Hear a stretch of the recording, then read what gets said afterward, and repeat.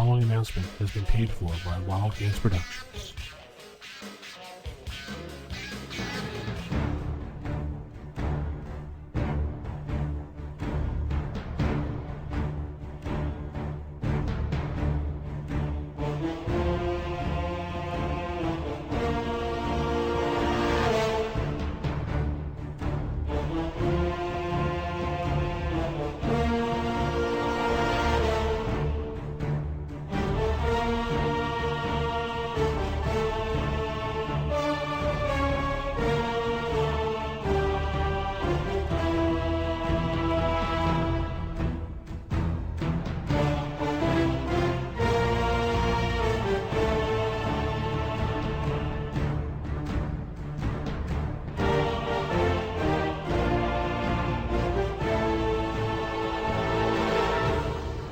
This is the Roll for Initiative podcast. We're back with a mini issue this week, issue number 5 of mini issues. I'm Vince, sitting with the ever so brightful Sal. Brightful? Yeah, brightful. Is that a word? I made it up. Brightful. Excellent. Brightful. So our topic this week we're going to talk about in our mini shows. We've done a couple of these shows, so if you're not familiar with it, go back and listen. We've done a couple in the past couple of months. Some people like them, some people don't. If you don't, sorry. If you do, great. But this one is going to be 0 hit points equals death. Death? There's a big question mark at the end. That's right. I had to emphasize the question mark, so. Fair enough. Some people in their campaigns, I know, like to play exactly by the rules as they're written, and I don't blame them. I mean, they read the rules, they're like, okay, 0 hit points equals death. That's why the rules are there. Exactly, and not a problem. I've played in many campaigns where the DM says right up front, and it's best to do this right up front, too. When you hit 0 hit points, you're dead. Or you could decide you're unconscious, you're out. Okay, yeah. Fair enough. Fair enough. Some DMs will say, okay, at 0 hit points, you're not able to do anything except simple moves, and when you hit -10, you're dead. Right. But between -1 and -10, you can't do anything except lay there and bleed until someone patches your wounds up. Right. It's just extra time for the healer to get to you. Right. And then there's some people that will say -20 is when you're actually dead, and between -1 to 5, you can actually do small things like, gobble a potion down, or maybe catch a potion. Some little things, like if you're on the ground bleeding to death, you can kind of move around. So they do those things. I have to say, in my campaigns, I've been using -5 as death for me. I've used all those methods except the -20. That seems like a little much. Yeah. But I've used them all, and it's only in going back to OSR stuff that you throw that 0 as death. That's pretty much it. That's when you want to play hardcore. But is 0 equals death? Is that really cool? Or, I mean, do you think maybe you should give a little bit more? Or it depends. Like I said, it's going back to the old school rules of if we go into the game with that understanding. If we did the what you roll in order. If we start that way, yeah, you go to 0, you're dead. Because you guys know we're doing old school, and it gives that feel. And I'll be honest, it does. It changes the feel of the game. Well, yeah, especially if you're a magic user on first level running around with like 2 hit points. And that's the point. You run. You don't stand up and fight everybody. You don't mouth off to the bad guy. You run. I have to say you're right there, because a campaign I played in a couple years ago, and the DM was like, oh, we're going straight by the book, word of Gary Gygax, straight from the Bible itself. He's like, roll. I rolled. I had 2 hit points as a magic user. So he's just like, I'm like, oh, dude, man, I had all this gold. And I'm like, you know what? I'm going to buy a guard dog. So he's like, all right, that's cool. That's a good idea. Buy a guard dog. We'll say you could pay an extra 5 gold to say it was trained and it obeys commands like attack, heal, guard, things like that. I'm like, cool. I roll. The freaking dog has 6 hit points, and I have That's great. 2. That is amazing. See, to me, but you know what? You remember that. Oh, yeah. You remember that, and it was a great time. It's the little things that make your game memorable. So to me, that's not a hindrance. It's you play with the cards you're dealt, and again, it's an old school thing, and I hate saying that all the time. Like, I feel like that gets overused a lot. People go, "Oh, that's old school." It's just a point. It's a different way to play. You don't have to play that way. If you want to play by the book, you play by the book. If you want to go, all right, if you go down to 0, you're dead. But if they don't want to, if the DM doesn't want to kill you, he'll find a way to not kill you. You know what I mean? Like, oh, they got to you before the round ended, or they, something happened, some wacky luck happened. But that's the whole thing. It's up to your DM, and it's going to be up to you if you want to play that kind of game. If not, you don't play it. You know what I mean? Like, sorry, just go play something else. Well, I can definitely tell you I was very cautious with only 2 hit points. Well, I had the dog attacking for me because that was going to be I felt like I was kind of playing World of Warcraft at one point. And I was like what are they called? Hunters? I don't remember. I haven't played that in a long time. The hunter pets.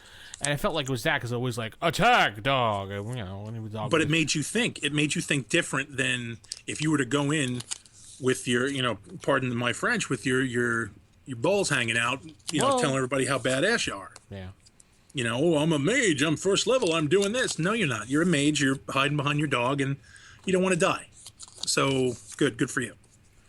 And every once in a while, I mixed it up. Like I would try to throw a dart or something, or just something like I would have the dog guard me, so in case something attacked me, the dog would protect me. But I would try to do different things instead of all the time just dog attack, dog attack.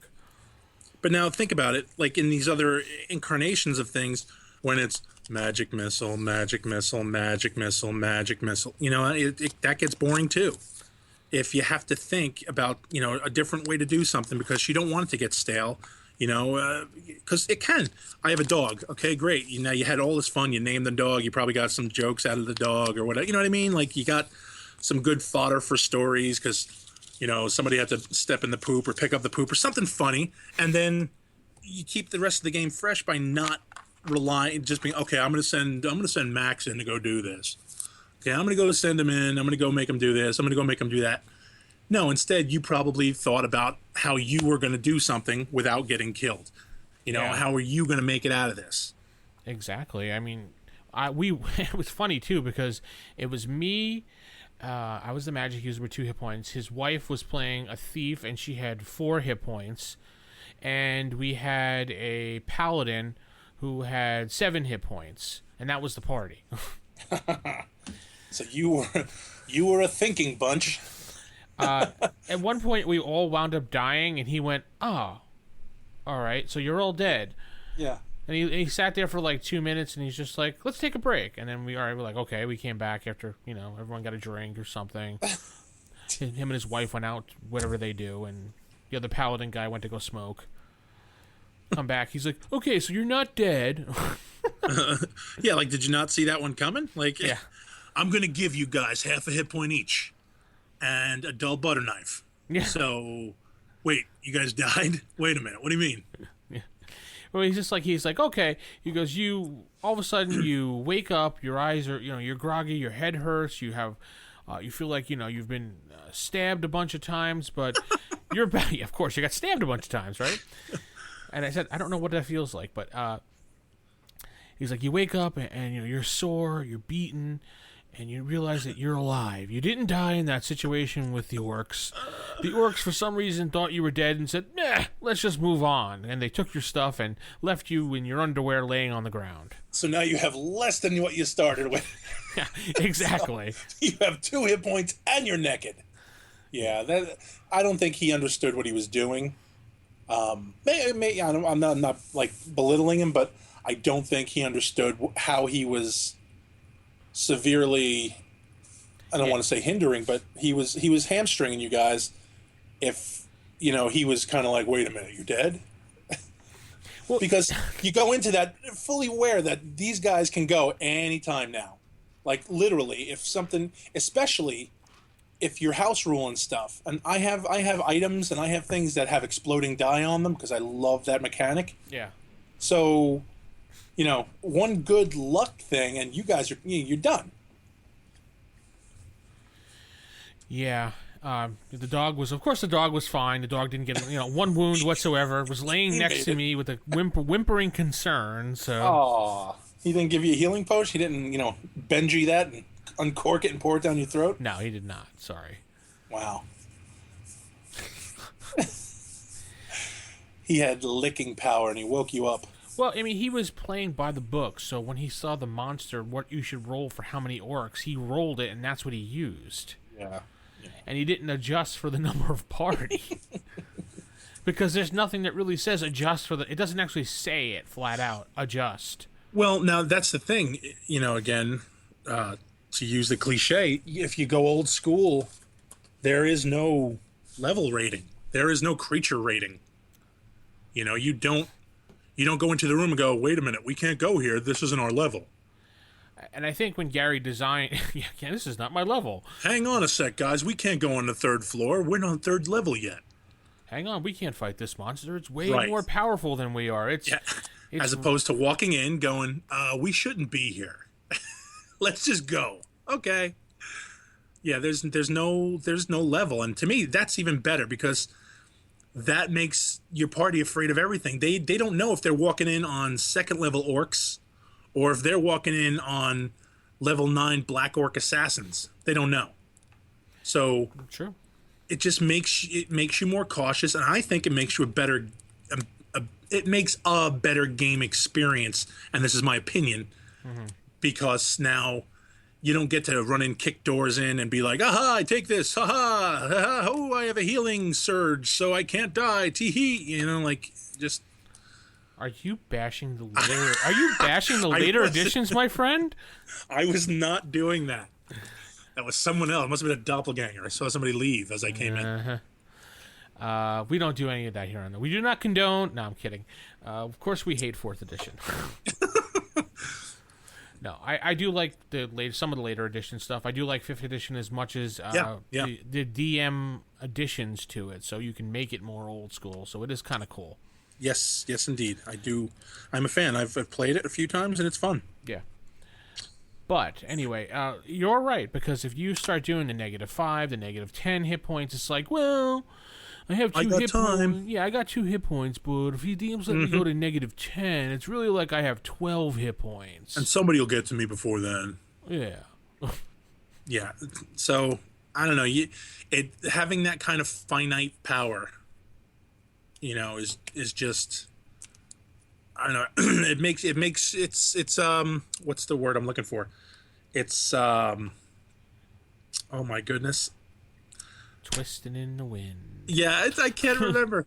Resource management. It makes you better at resource management without, you're not tending farms, but you got to pay attention. You can't just, all right, I'm bored. I'm going to kick in this door. I'm going in this room. I'm going to go to this room. I'm going to go to this room. All right, well, you're going to do that, and I guarantee you, the 1d6 random encounter roll is probably going to get to you before we do. And I agree with you. I mean, I don't want to bash any other edition, but I mean, No. I'm going to anyway. But 3rd edition, I played 3rd edition for quite a while when it came out because that's where everything went. My friends went that way, so what am I going to do? And online stuff really wasn't big during that time. At least I couldn't find something in my area, so I went with the trend. Sorry to say, we all did it. Yeah. We all did it, Vince. And I could tell you, I was playing.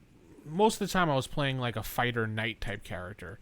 So pretty much anything physical combat wise was like, ha, you know. And it did come to the point that I was like, boom, I'm bored. So I kick the door down. I run in the bedroom and I bash everything to pieces to try to find anything that's worth value. I'm the meat bag. I'll do it.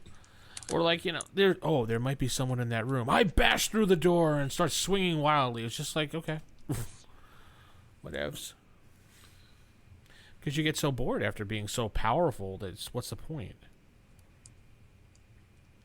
Right, Sal? I agree. Well, it's a point of, for example, your players, you try to keep them engaged, and there are sometimes you just get the fighter who wants to be a fighter. He doesn't want to role play. He wants to be a fighter. So when the guy comes up and there's you see a man dressed in black standing in the road, I attack him. What do you mean you attack him? You're not going to talk to him? No, I'm attacking him. He looks dangerous. He's in black. I'm going after him. You're menacing. Like, okay. He's menacing. Yeah, or they've played with you before. So every guy in black you've ever had them face has than the scumbag who's tried to kill them. So I'm just going to kill this guy. But meanwhile, this guy is just trying to sell you a puppy. Right. So. Right. He has a magical puppy that has 7 hit points, and his lick can actually restore 2 to 4 hit points. Which would be amazing, wouldn't it? That would be the best dungeon puppy ever. So 0 hit points equals death. What do you do? How do you decide? Give us a shout out. Go on Facebook. Go on Twitter. Just randomly shout out what you think. Yeah, just yell out your window. Yeah, yell out your window and tell us. Be like, hey, I do this. Or you could probably just go to our webpage, rfipodcast.com, and go to the contact form and tell us what you think. rfistaff@gmail.com. Hit us up at 570-865-4210, the hotline. Leave us a voicemail. Sal will be standing by for your answers. Yeah, so leave a sexy voicemail. Yeah, and that's all, folks. Have a good one.